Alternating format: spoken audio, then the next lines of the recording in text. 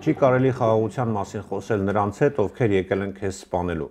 Գոլդա Մեյերի հայտնի այս խոսքերով էլ սկսվում է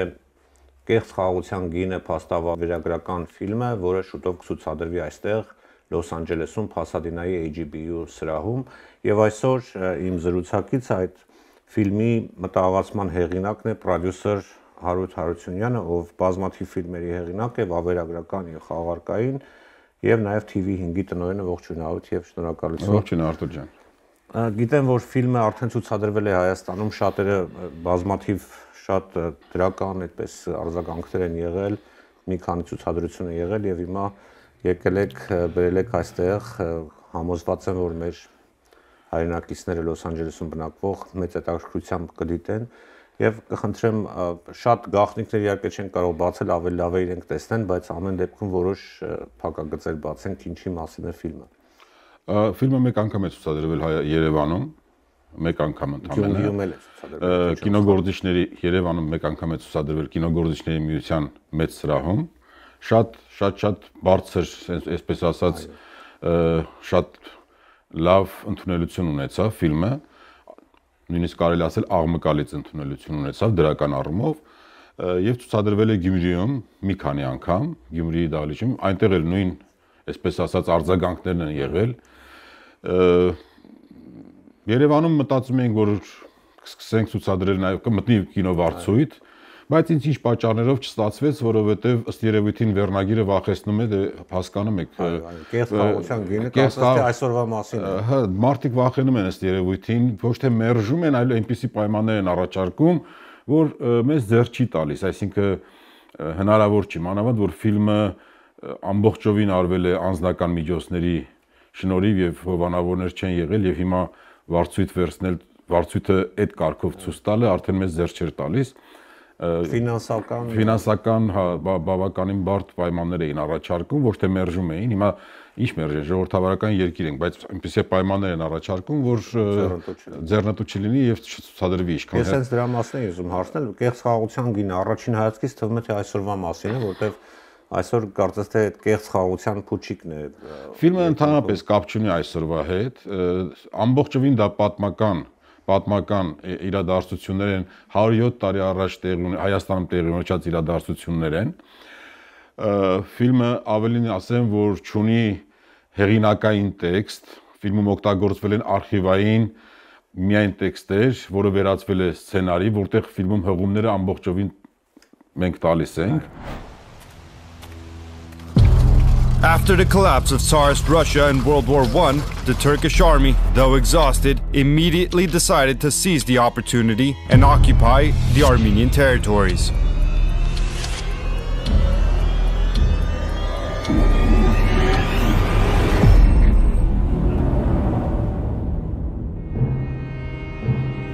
In those historic days of the Battle of Sardarabad, the Turkish military command came up with a diabolical plan to annihilate and destroy the Armenian population in the rear, targeting primarily the youth and male population. So far, we had only read about the torturous flight of the refugees in the newspapers, but now we have witnessed this horrific scene with our own eyes. The young women and girls, finding no other way to preserve their honor, threw themselves into the lake, defending their dignity in the depths of the water. Դա 107 տարի առաջ տեղի ունեցած իրադարձություններն են, Կարսի անկումը եւ Ալեքսանդրապոլի անկումը։ Մենք բոլորս գիտենք, որ առաջին հանրապետությունը Սարդարաբադի ճակատամարտից հետո, երբ որ առաջին հանրապետությունը ստեղծվեց, Հայաստանը դարձավ անկախ պետություն, Ալեքսանդրապոլը չէր մտնում Հայաստանի Հանրապետության սահմանների մեջ։ Հայաստանի Հանրապետությունը Ալեքսանդրապոլում հյուպատոսարան ուներ։ Ուրեմն դեպքերը մինչև Սարդարաբադ ինչա տեղի ունեցել, որտեղ շատ է այս հարցը շահարկվում, որ հանձնեցին Կարսը, սենց արեցին, նենց արեցին, բայց երբ որ նայում ես, թե ինչա տեղի ունեցել մինչև առաջին հանրապետության ստեղծման օրը, ինչա տեղի ունեցել Հայաստանում եւ ինչպես է այդ ամեն ինչը տեղի ունեցել,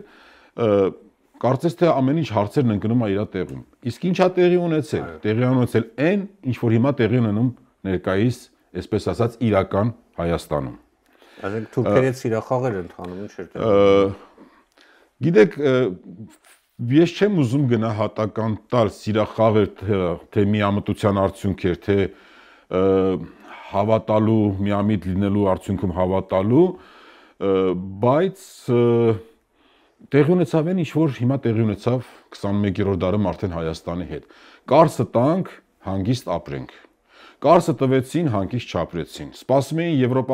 եվրոպական երկրները թույլ չեն տա, որ թուրքը առաջ խաղացում ունենա։ Այ հիմա մենք հեսա խաղաղության պայմանագիր ենք կնքելու թուրքերի հետ։ Ֆիլմի ամբողջ իմաստը դրա մասին է, որ թուրքին չպետք է վստահել։ Այսինքն հիմա դուք բացեցիք մեր հաղորդումը բացեցիք Golden Meir-ի հայտնի խոսքերով։ Ավելին ասեմ, ֆիլմը վերջանում է Արշավիր Շիրակյանի խոսքերով։ Հավատալ թուրքին թե ոչ։ Այսինքն կապը առաջի Golden Meir-ի եւ Արշավիր Շիրակյանի խոսքերի մեջ կապը ամբողջ ֆիլմի ընթացքում երևում է։ Այն ժամանակ էլ ա եղել այդ ամբողջ մտահոգությունները, այն ժամանակ էլ մարդիկ չեն հավատացել, որ այդպես կլինի, մարդիկ հույս են ունեցել, հիմա թուրքերն ազատ երկումուտք են ունեցել, գնացել են, եկել են, ֆիլմը մեծ ամբողջը ցուցադրվում է։ If the proposal to accept the Turkish terms had been rejected in time this morning, the situation could still have been saved, and cars would undoubtedly have driven the Turks back.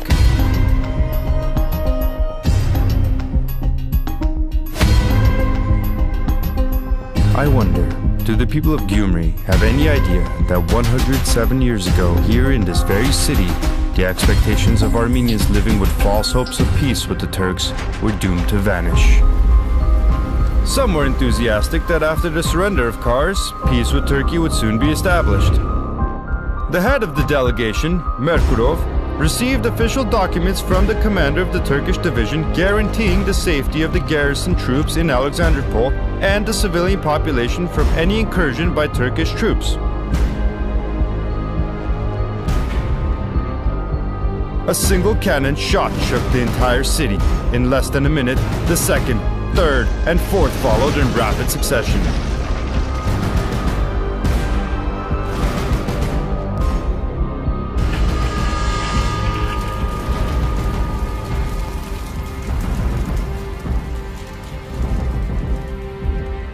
Even today, if one digs deeper right here, they can find the bones of those Armenians who fell victim to the Turkish Yataghan. Because of our short-sightedness, gullibility, and, if you will, naivety. You cannot negotiate peace with someone who has come to kill you. The price for fake peace. Մենք կարողացանք ստանալ այդ պատկերները խաղարկային, թե անիմացիոն, թե գրաֆիկայի միջոցներով, մենք ստացանք այդ ժամանակաշրջանը եւ բավականին լավ ֆիլմ է ստացվել։ Ես ընդհանրապես չեմ սիրում այն ֆիլմերում, որտեղ որ ես աշխատանք եմ տարել, դա լինի սցենարիստի կարգավիճակով կամ որպես պրոդյուսեր կամ որպես համահեղինակ, ռեժիսոր, ես ընդհանրապես չեմ սիրում գովել ֆիլմը, որտեղ դա պետք է հանդիսատես պետք է ասի, բայց ֆիլմի ցուցադրությունից դեռ առաջ ես ասում եմ, որ սա ֆանտաստիկ լավ ֆիլմ է։ Ես որոշ կադրեր նայեցի, այնտեղ ինչ որ էֆեկտներ են օգտագործված, կարծես թե ժամանակակից փաստավավերագրական է, բայց նաև ժամանակակից էֆեկտներով հետո։ Գիտեք, այդ ժամանակակից էֆեկտներով, գրաֆիկայով, անիմացիայով ոչինչ կեղծված չի, վերցված է ամբողջ Կարսի քաղաքի նկարները, Գյումրիի ժամանակաշրջանի նկարները եւ ստացել ենք այդ պանորաման գրաֆիկայի միջոցով, որը իրական վիճակա ստեղծում, այսինքն մենք չենք նկարել հորինածին ինչ որ պատկերներ, ամբողջը արված է, նույնիսկ Սիմոն Վրացյանը կա այնտեղ, Ղորղանյանը կա, որոշ կերպարներ բեմադրված են։ Որոշ կերպարներ բեմադրված են եւ այդտեղ բոլորը իրենց իրական դեմքերով են։ Այո։ Ասացիք, որ Հայաստանում այդպես քաղաքական, տեսեք, հենց վերնագիրը կարծես թե խոսում է այսօրվա մասին, բայց ինչպես ասացիք, դա 107 տարի առաջվա իրադարձություն է։ Եթե այսպես զուգահեռներ ենք հասկացնում այսօրվա հետ, կարծես թե նույն իրավիճակն է եղել։ Կարող ենք այդպես ասել։ Ոչ թե երևի, այլ ամբողջությամբ նույնիսկ։ Այսպես ասում, copy paste, այսինքն ամբողջովին եւ մարդկանց հոգեբանությունը, եւ մարդկանց անլրջությունը, անտարբերությունը, հավատալը, կույր հավատքը, որ հեսա ամեն ինչ լավ ալնելու, Թուրքիա հեսա բարեկամություն են կանելու։ Արցախ, այն ժամանակ ասում են Կարսը տանք, հիմա Արցախը։ Այն ժամանակ ասում էին Կարսը տանք եւ գիտեք մենք փաստերով ցույց ենք տալի թե Կարսում ինչքան զինամթերք էր թողե, այսպես ասած բոլշևիկյան հեղափոխությունից հետո ցարական Ռուսաստանի բանակը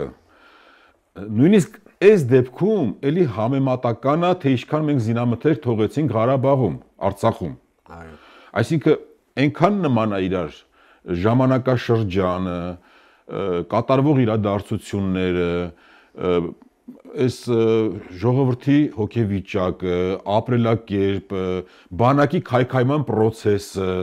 ամբողջը ֆիլմում կա։ Եվ երբ որ դու նայում ես, դա 18 թվականն է, կրկնում եմ, մինչև Սարդարաբադ։ Այո։ Ամբողջ մեր իրականությունը աշկիտ առաջ գալիս է եւ դու տեսնում ես թե մեկին մեկ հա եւ մինչեւ ֆիլմի ցուցադրությունը ես ասում էի բաներ, մենք խոսում էինք ընկերներով, այդպես հակադրեր էինք նայում, ընկերներիցս մեկն ասեց սա Մեշյանի այն երգն է բանի նման, Մուշեղ իշխանի խոսքերով, սա էլի կոտրված սիրած անիվը նորից կոտրվեց իր սիրած փոսում։ Այդ երկից մեր պատմությունն է։ Այդ փոսը մենք շատ ենք սիրում։ Գնում ենք անդադար գնում ենք այդ փոսի մեջ։ Դասեր չենք խաղում, էլի։ Բայց պրեմիերայից առաջ բեմի վրա ես անկախ ինձանից մի արտահայտություն արեցի, որը դարձավ գլխագիր, հա, որ սա ֆիլմ է այս ֆիլմը դեղահաբ է հիշողության կորստի դեմ։ Եվ կարծում եմ, որ այս ֆիլմը իր առաքելությունը ունի եւ իր առաքելությունը կատարում է։ Այո։ Հիշողության վերականգնման հարցում։ Այո, փորձը ցույց է տալիս, որ բոլոր այն ազգերը, ժողովուրդները, ովքեր որ պատմությունից դասեր չեն քաղում, ձախողվում են եւ հակառակը, ովքեր որ դասեր են քաղում,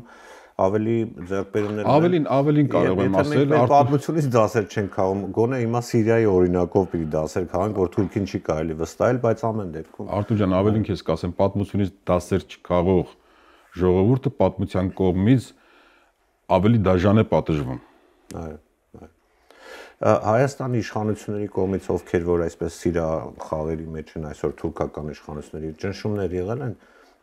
այսինքն արդեն ասացիք, որ պայմանները այնպեսին են անում, որ Տեսեք, մենք ֆիլմը որ նկարել ենք, մենք արդեն այսօր ամենակիչը նրանք են շահագրգռված նմանատիպ ֆիլմերի գործության։ Մենք ֆիլմը որ սկսել ենք նկարահանել, այո։ Այդ ամբողջ process-ը մենք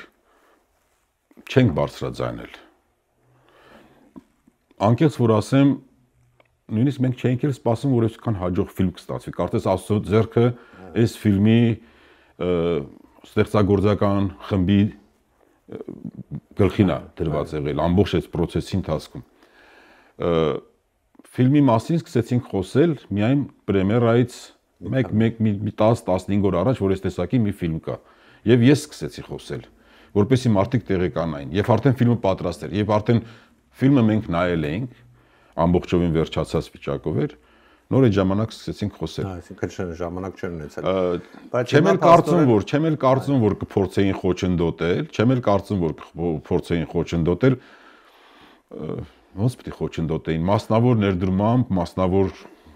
այսինքն նախաձեռնությամբ։ Այո։ Սիրելի ժողովուրդ, մեր Լոս Անջելեսի հայրենակիցներ, այսօր երբ որ Հայաստանի իշխանությունը ամեն քայլ ձեռնարկում է պատմությունը, հիշողությունը ջնջելու ուղղությամբ Թուրքիայի հետ, այսպես ասած, restart, ուրեմն սկսելու համար, շատ կարևոր է, որպեսզի մենք մեր պատմությունը հիշենք եւ փաստերով հիշենք, ոչ թե գնահատականներով։ Այս վերջերս Արտուր ջան, այստեղ որ եկել եմ, ֆիլմի հետ բերել եմ, վերջերս մի գյումրեցի կնոջ հետ զրույց ունեցա, եւ այս կինը ինձ համոզում էր, որ Ալեքսանդրապոլը երբեք թուրքերի լծի տակ չի եղել, Թուրքիային երբեք հանձնված չի եղել։ Չէ, ասում եմ, ես իրան բացատրում եմ, ասում եմ, սենց, ասում եմ, չէ, դու սխալ գիտես, երբեք Գյումրին թուրքերի ազդեցության տակ չի եղել եւ չի մտել։ Այսինքն հասկանում եք, ինչ եմ ասում, որ սա դեղահաբ է հիշողության կորստի դեմ։ Սա նաև այդ դեղահապն է։ Մարդիկ շատ բաներ չգիտեն պատմությունից, շատ բաներ չգիտեն, հատկապես այս շրջանը մեր մոտ չի լուսաբանվել, ավելին ոչ միայն չի լուսաբանվել, պատմության դասագրքերում նույնիսկ մեկ դասաժամով էլ չկա։ Իսկ ինչ է կատարվել այդ ընթացքում, մենք պետք է իմանանք, ինչի սենց եղավ, ինչն էր պատճառը, ովքեր էին մեղավոր։ Ճիշտ է, հիմա շատերը կասեն այն ժամանակ մենք պետություն չունենք, չէ, ունեինք։ Ճիշտ է, անկախ պետություն չէր, կոնֆեդերացիայի մեջ էինք, բայց հայկական իշխանություններ գոյություն ունեին, եւ ավելին, իսկ ով ասեց, որ մենք այսօր պետություն ունենք, էլի նույն վիճակում ենք։ Այո։ Չեմ ուզում շատ փակագծեր բացենք թեմանի մանրամասները, ավելի լավ է մեր հայրենակիցները գան եւ դիտեն։ Նորից հիշեցնենք մարտի 26-ին երեկոյան ժամը 7:30 AGBU սրահում, Փասադինայում գտնվող հայկական ընդհանուր բարեգործական միության սրահում կարող եք դիտել Կեղծ խաղաղության գինը փաստավավերագրական ֆիլմը, այնտեղ կլինի նաև հարց ու պատասխան, ես ենթադրում եմ։ Նախատեսումը, քանի որ պրեմիերա է, այստեղ ընդունված է, եւ կես ժամ կհատկացնենք նաև հանդիսատեսի հետ հարց ու պատասխանին։ Այո, եթե ինչ որ հարցեր ունեն եւ այլն։ Իսկ տոմսերը կարող եք ձեռք բերել փաստորեն on-line իրենց կայքում, AGBU-ի կայքից կամ հենց մեր այս տեսանյութի ներքևում կտեղադրենք նաև լինքը, կարող եք անմիջապես ուրեմն գնալ եւ գտնել, նույնիսկ ընտրել ձեր տեղը դահլիճում։ Այսքանը թերևս կհանդիպենք AGBU սրահում մարտի 26-ին 7:30։ Կեղծ խաղաղության գինը փաստավավերագրական ֆիլմի ցուցադրությունը Ամերիկայի Միացյալ Նահանգներում։ Լոս Անջելեսում բնակվող սիրելի հայրենակիցներ, բաց մի թողեք հնարավորությունը ներկա գտնվելու մարտի 26-ին երեկոյան 7:30-ին Փասադենայի AGBU արվեստի կատարողական կենտրոնի սրահում կայանալիք պրեմիերային։